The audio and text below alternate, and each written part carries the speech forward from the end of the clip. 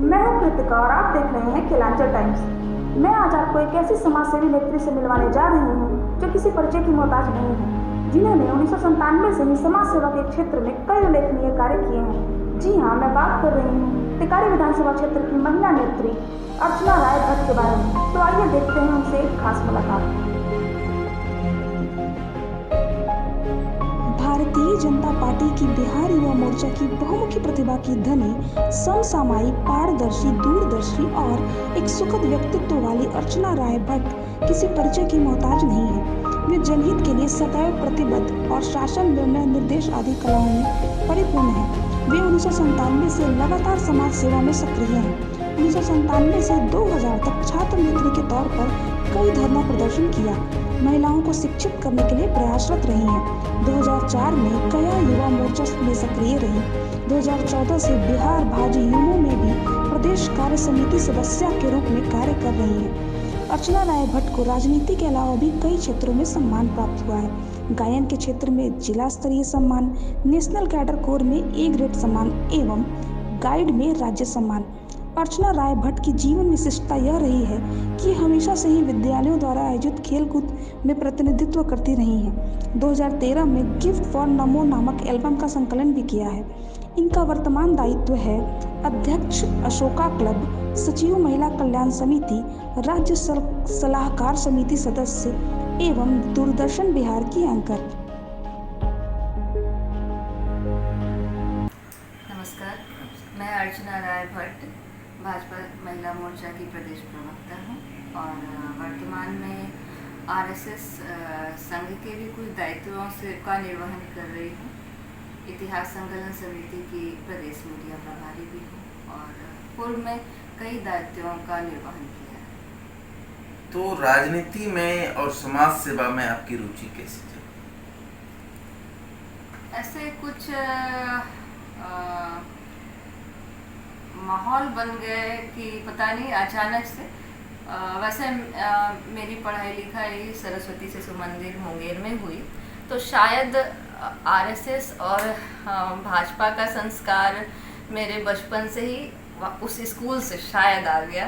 और पॉलिटिक्स का चेहरा कुछ और है। पॉलिटिक्स मतलब क्या? समाज सेवा।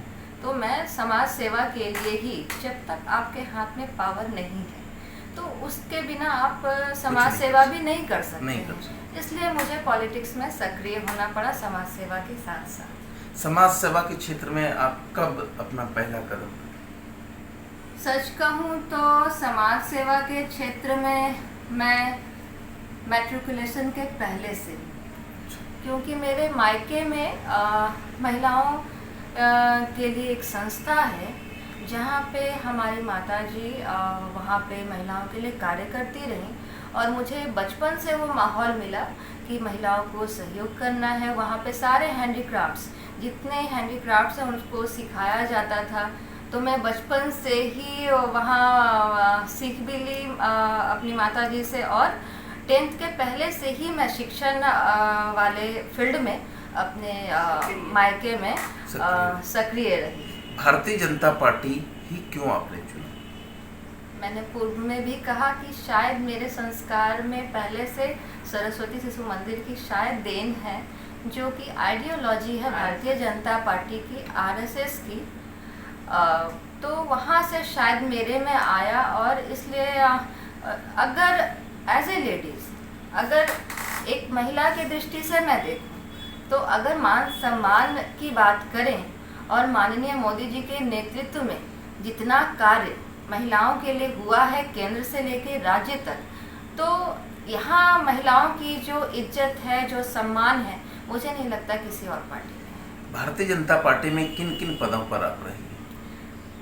सबसे शुरुआत जर्नी मेरा युवा मोर्चा से रहा।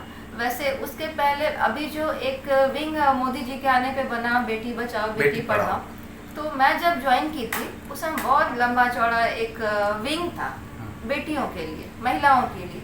उसका युवा मोर्चा के भी पहले मुझे उसका प्रदेश अध्यक्ष बनाया गया था। उसके बाद मैं युवा मोर्चे में आई, प्रदेश के कार्यभार को संभाला। उसके बाद फिर कला संस्कृति में भी आई, क्योंकि शास्त्रीय संगीत से AA है, शौकिया एंकरिंग भी करती हूँ और पूर्व में नॉटरडेम की टीचर रही, सेंट जोसेफ कॉन्वेंट की भी टीचर रही। तो मुझे मेरा वहाँ पे जो संगीत वाला फील्ड था वहाँ उस चीज़ का यूज ज़्यादा हुआ एनुअल फंक्शन वगैरह को कराने के लिए। तो कला संस्कृति के बाद फिर अभी महिला मोर्चा का दायित्व निर्वहन कर रही हूँ। आपने कोरोना काल में जी बहुत सारे कार्य किए हैं टिकारी विधानसभा में, 5 ऐसे कार्य। जी, सबसे पहला तो मैं प्रवासी लोगों की चर्चा करना चाहूँगी। करीबन 30 लोग हमारे टिकारी से पुणे में बसे हुए हैं, जिनको जो है भोजन तक नसीब नहीं हो पा रहा था लॉकडाउन के दौरान। तो वहाँ पे फेसबुक के जरिए उन्होंने कांटेक्ट किया। उन्होंने नहीं, सच कहूँ तो मैंने मेरे एक वहीं के एक मुखिया जी के पोस्ट पे वहाँ पे उन्होंने लिखा कि मुखिया जी मैं टिकारी से हूँ और मुझे यहाँ पे सुविधा थोड़ी मदद कर दीजिए, भोजन भी नसीब नहीं है। मैंने उनके पोस्ट पे कहा कि जिस प्रकार की आपको सुविधा चाहिए, मुझे कोई जान पहचान उनसे नहीं थी। वहाँ पे मैंने आंसर दिया उनके पोस्ट पे कि मुझसे आप कांटेक्ट करें, किसी भी प्रकार की आपको अगर सहायता चाहिए तो। उन्होंने मुझसे कांटेक्ट किया। मेरे जितने विंग से थे RSS के द्वारा मैं वहाँ पे मदद कर पाई, सहकार भारती के द्वारा मदद कर पाई। उनको लगभग 3 बार मैंने राशन सारे लोगों को दिलवाया, सूखा राशन और दूध वगैरह जो होता है सर। इसके अलावा अपने क्षेत्र में इसके अलावा मास्क वितरण में कितना? बिल्कुल मास्क वितरण तो बहुत ज़्यादा मैं करवा चुकी हूँ।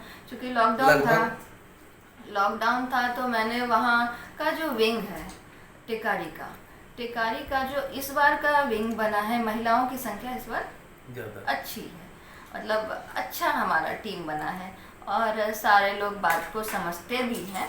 और उनको मैंने वर्चुअल मीटिंग के माध्यम से कांटेक्ट करके सारी मीटिंग रखी और उनसे सारा कुछ कहा कि हम मास्क का वितरण करें, बाजार में जाएं, वहाँ पे फ्री में हम बना के, हम महिला मोर्चा की कार्यकर्ता जो हैं, आप मास्क बनाइए। और उन्होंने बहुत अच्छी संख्या में काम किया वहाँ पे। लगभग कितना मास्क होगा? लगभग 20,000 प्लस। सूखा राशन मेरी जितनी क्षमता थी, वहीं के माननीय सुशील सिंह जी वहाँ के सांसद हैं और उन्हीं के अंडर में टिकारी आता है, तो उनसे मैंने आग्रह किया, उन्होंने बहुत मदद करी और अपने लोगों को भेजकर वहाँ पे राशन जहाँ जहाँ ज़रूरत थी उसका मैंने लिस्ट बनवाया वहाँ के लोगों से, वर्चुअल मीटिंग के ही माध्यम से। और वहाँ फिर हमने पिछला चुनाव भी लड़ चुके हैं आप विधानसभा जी, क्या स्थिति रही थी? स्थिति बहुत अच्छी रही थी। जो बंदा कभी वार्ड का चुनाव नहीं लड़ा हो, जो मुखिया का चुनाव नहीं लड़ा हो, पहला चुनाव अगर MLA का लड़ता है और अगर तीसरा पोजीशन रखता है और नंबर 1 पे सबको टसल देता है, और एक महिला होने के नाते मैंने निर्दलीय चुनाव लड़ने का फैसला लिया, क्योंकि मेरे संस्कार, मेरे आइडियोलॉजी सारे कुछ भाजपा से मेल खाते हैं, इसलिए मैंने निर्दलीय चुनाव लड़ा। इस बार क्या प्लान है आपका? इस बार मैं अभी वर्तमान में पदाधिकारी हूँ प्रदेश में, आप भी जान रहे हैं, और शीर्ष नेतृत्व का जो आदेश होगा बस उसका पालन करना है। शीर्ष नेतृत्व का जो आदेश होगा उसका पालन करेंगे, लेकिन टिकारी विधानसभा की जनता हमारे चेहरे से, हमारे स्वभाव से वाकिफ है, इसलिए पार्टी जरूर मेरे विषय में सोचेगी और मुझे एक मौका देने का काम करेगी। धन्यवाद।